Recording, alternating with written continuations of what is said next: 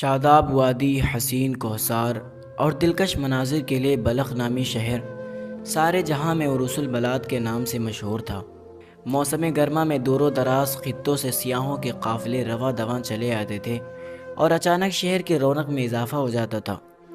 یہیں جشن بہاراں کے دن تھے کہ خراسان کی طرف سے سیاحوں کا ایک کارواں یہاں اترا۔ اس قافلے میں ایک حسین نوجوان بھی تھا۔ گردش ایام کا ستایا ہوا چہرہ ہزاروں دلکشی کے باوجود نہیں چھپتا تھا۔ شکستہ پیراہن، بکھرے بال، اداس آنکھیں اور پسمردہ صورت سے صاف آشکار تھا کہ وہ اپنے وقت کا آشفتہ حال مسکین ہے۔ بہار کا موسم گزر جانے کے بعد سیاحوں کے تمام قافلے اپنے اپنے مسکن کی طرف واپس لوٹ گئے، لیکن نوجوان بلخ کی خوشگوار شام و سحر سے کچھ ایسا مانوس ہوا کہ یہیں سکونت اختیار کر لی۔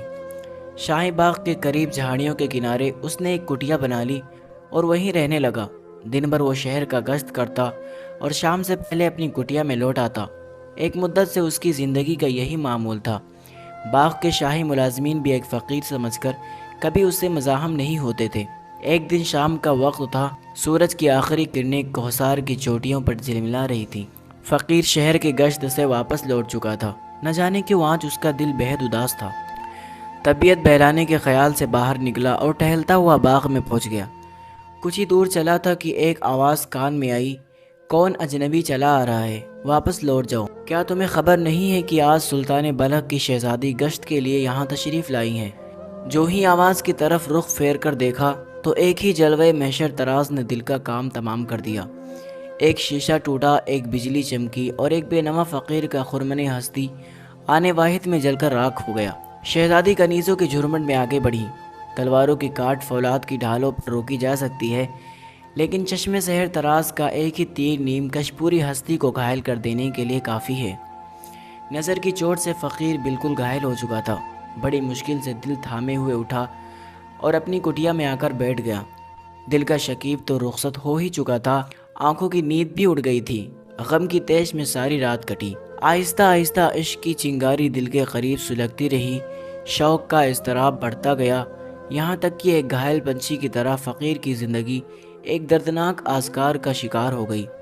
کبھی مکمل سکوت، کبھی باد صبا سے ہم کلامی، کبھی مناجات سے ہرگاہی، ویرانے سے انس، تنہائی سے پیار، یک بیک زندگی کا عجیب حال ہو کے رہ گیا۔ اسی عالم قرب میں کئی مہینے بیت گئے۔ رفتہ رفتہ جوش جنون کا بڑھتا ہوا طوفان تھمنے لگا۔ بالآخر کچھ عرصے کے بعد دل کی تیش ایک محسوس حالت پر آ کر رک گئی۔ اب فقیر پر مدہوشی کا وہ عالم نہیں تھا۔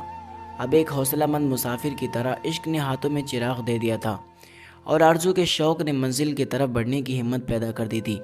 حسب معمول سلطان بلخ کا دربار لگا ہوا تھا۔ فریادوں کے مقدمات کی سماعت شروع ہو چکی تھی۔ اتنے میں ایک نقیب نے آ کر اطلاع دی، جہاں پنا ایک فقیر قلعے کے دروازے پر کھڑا ہے، پائے گاہ سلطانی پر باریاب ہونے کی اجازت چاہتا ہے۔ غالباً وہ کوئی فریاد لے کر حاضر ہوا ہے۔ حکم صادر ہوا کہ اسے باریاب کیا جائے۔ چند ہی لمحے کے بعد فقیر دربار میں حاضر کیا گیا۔ ہونے والے مقدمے کی سماعت کا سلسلہ ختم ہونے کے بعد خطاب شاہی فقیر کی طرف متوجہ ہوا اور کہا، تمہاری کیا فریاد ہے؟ فقیر نے جواب دیا، ایک ایسی درخواست لے کر حاضر ہوا ہوں جسے مجمع عام میں نہیں پیش کر سکتا، تنہائی کا موقع عنایت فرما جائے۔ دربار ختم ہونے کے بعد فقیر دوبارہ طلب کیا گیا۔ وزیر نے دریافت کیا، جہاں پناہ کے حضور تمہیں کیا کہنا ہے؟ فقیر نے نہایت جرأت سے جواب دیا، جہاں پناہ کی شہزادی کے ساتھ نکاح کی درخواست لے کر حاضر ہوا ہوں۔ ابھی فقیر کی زبان کا یہ جملہ ختم بھی نہ ہونے پایا تھا کہ فرط غضب میں وزیر کی آنکھوں سے چنگاریاں اڑنے لگی۔ بھرپور برہمی کے انداز میں کانپتے ہوئے کہا، حرم شاہی کے ساتھ یہ ایک فقیر کی نہایت توہین آمیز جسارت ہے۔ لب کشائی کی جرأت سے پہلے تمہیں اپنی حیثیت کا اندازہ لگانا چاہیے تھا۔ اس ناقابل برداشت گستاخی کی تمہیں ضرور سزا ملے گی۔ سلطان نے وزیر کو خاموش کرتے ہوئے کہا، یہ مجرم نہیں ہے بلکہ یہ اسلام کا بخشا ہوا حق استعمال کر رہا ہے۔ پیغام نکاح کے لیے اسلام میں شاہ و غدا، امیر و غریب اور چھوٹے بڑا کا کوئی امتیاز نہیں ہے۔ اس کی درخواست کا جواب تازیانوں کی دھمکی سے نہیں دیا جا سکتا۔ اس سے کہہ دیا جائے کہ وہ اپنا جواب حاصل کرنے کے لیے ایک ہفتے بعد آئے۔ یہ جواب سن کر پیشانی میں امید کی تابانی لیے ہوئے فقیر دربار شاہی سے واپس لوٹا۔ دل مبتلا کے لیے ایک ہفتے کی مدت صبح قیامت کی طرح طویل ہو گئی۔ بڑی مشکل سے انتظار کے یہ دن کٹے اس درمیان میں بادشاہ نے وزیر کو اپنی منشا سے آگاہ کر دیا تھا کہ صاف انکار کے بجائے حسن تدبیر سے فقیر کو ٹالا جائے یا پھر کوئی ایسی کڑی شرط رکھی جائے جس کو پورا کرنا قریب قریب ناممکن ہو۔ جب 7ویں دن فقیر دربار میں حاضر ہوا تو وزیر نے نہایت احترام کے ساتھ اس کا خیر مقدم کیا، اعزاز کے ساتھ بٹھایا اور شرافت آمیز لب و لہجے میں فقیر سے مخاطب ہوا۔ شہزادی کے لیے دنیا کے نامور اور عظیم بادشاہوں کی طرف سے بے شمار پیغامات موصول ہوئے ہیں، تمہارا پیغام بھی انہی میں شامل کر لیا گیا ہے۔ البتہ تم اگر ایک شرط پوری کر دو تو تمہیں یقین دلاتا ہوں کہ تمہارا پیغام قبول کر لیا جائے گا۔ وزیر کا جواب سن کر اندھیرے میں ایک کرن پھوٹی اور فرتے شوق سے فقیر کی آنکھیں چمک اٹھی۔ بے خودی کی حالت میں بول پڑا، فرمایا جائے میرے لائق کیا خدمت ہے؟ میں شرط پوری کرنے کے لیے اپنی زندگی تک داؤں پر لگا دوں گا۔ وزیر نے کمال سنجیدگی سے کہا، شہزادی کی انگوٹھی کے لیے سیاہ رنگ کا ہیرا چاہیے، اس سے زیادہ اور کوئی شرط نہیں۔ فقیر نے جواب دیا، اس شرط کی تکمیل اگرچہ ناممکن کی حد تک مشکل ہے، لیکن مجھے یقین ہے کہ میں اسے پورا کر دوں گا۔ سنا ہے کہ وہ ہیرا سیاہ رنگ کے پہاڑوں کی برفیلی چوٹی میں پیدا ہوتا ہے۔ خدا میری مدد کرے گا۔ رات بھیگ چکی تھی، سارا شہر سناٹے کے عالم میں مہو خواب تھا، تاہم فقیر کی کٹیا سے کبھی کبھی سسکیوں کی آواز سنائی پڑتی تھی۔ وہ اپنی پیشانی زمین پر رکھے ہوئے اشکبار آنکھوں کے ساتھ التجائے کر رہا تھا، اے درد مندوں کے چارہ ساز، سلگتا ہوا دل لے کر تیرے دربار میں حاضر ہوا ہوں، حضرت کی جلی ہوئی راکھ کو زندہ کر دے۔ اے مجبور بندوں کی آخری امیدگار، مشکلات کے اندھیرے میں قدم اٹھا رہا ہوں، اپنی رحمتوں کے سہارے منزل مقصود تک پہنچا دے۔ اپنی حبیب کی شاداب تجلیوں کے صدقے میرے رستے ہوئے زخموں اور بھیگی ہوئی پلکوں پر رحم فرما۔ صبح ہوتے ہوتے اس کے آنسوؤں کا طوفان تھم گیا۔ سجدے سے سر اٹھایا تو پیشانی کے افق پر یقین کا اجالا چمک رہا تھا، شاید رحمت بندہ نواز کی کوئی غیر محسوس تجلی دل کے ویرانے میں اتر آئی تھی۔ ایک اٹوٹ عزم کا تیور لیے ہوئے فقیر اٹھا اور کاندھے پر تیشہ رکھ کر آبادیوں سے باہر نکل آیا۔ عالم وحشت میں شبانہ روز چلتا رہا۔ اسے اپنی منزل خود نہیں معلوم تھی کہ دل کے غیبی سگنل پر قدم آگے بڑھ رہے تھے۔ خدا کے اس وسیع کائنات میں صرف سیاہ رنگ کے ہیرے کا ایک چمکتا ہوا نگینہ مطلوب تھا۔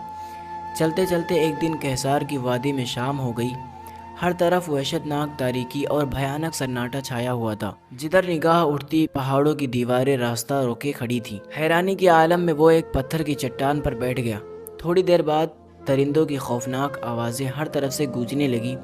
زندگی خطروں میں گر گئی، جان کے لالے پڑ گئے، لیکن خدا کی کارسازی پر اس کے دل کا مخفی اعتماد پہاڑ کی چٹان سے بھی زیادہ مضبوط تھا۔